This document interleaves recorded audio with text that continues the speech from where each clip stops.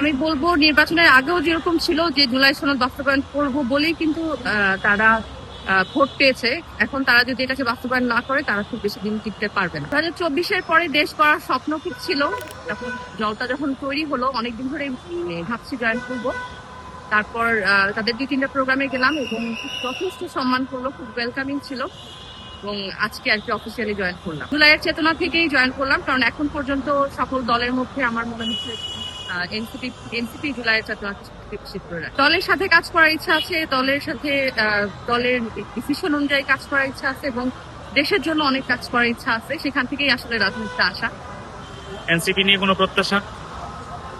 আশা করি সৎ থাকবে, জনগণের যে প্রত্যাশা সেগুলো মেটাতে পারবে এবং সবথেকে বড় কথা জুলাইকে ধারণ করবে এবং তারা কোন রকম করাপশনের দিকে যাবে না। মহানগর উত্তর থেকে যেহেতু অংশগ্রহণ করলেন, যোগদান করলেন, তো সেদিকে মহানগর উত্তরের বাসিন্দা বা লোকজনের প্রতি কিছু বলার আছে কিনা? আমি মেয়েদের প্রতি বলবো, আমরা যেরকম একটু ভাবি যে রাজনীতি করাটা মেয়েদের জন্য কেমন হবে, আমি আশা করবো মেয়েরা জয়েন করুক। পরিবেশ খুবই সুন্দর এবং দেশের জন্য কাজ করতে চাইলে এখানে রাজনীতি করতে পারে।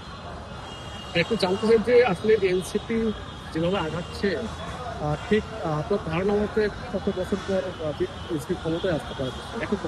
যেহেতু আমি আজকে এনসিপিতে জয়েন করেছি, আমি আশা করবো নেক্সট নির্বাচনে এনসিপি চলে আসুক ইনশাআল্লাহ। নাহিদ ইসলামকে আসলে প্রধানমন্ত্রী হিসেবে দেখতে চান কিনা আপনি?